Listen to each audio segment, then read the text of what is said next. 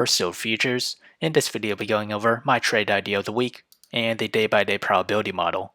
So let's start off with the technical analysis on the 1 hour chart. We remain in negative MACD, but we did see a converge. We're off of oversold levels with the RSI, and as our temporary resistance, we have it to close above the 200 moving average, this green line, currently at a price of $22.64.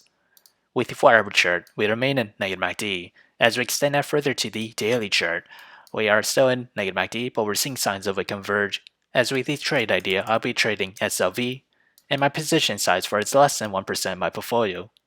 My long entry is at $20.16, my sell target is at $21.22, my stop loss is at $19.89. And as for my short position, my entry is at $21.72, and that is this range there.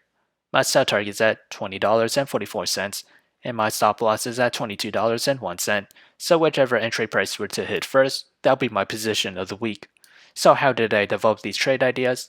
It all comes from the day-by-day probability model. As we progress to the 5th day or week of trading, silver futures has a 36% chance to climb between 0 to 4%.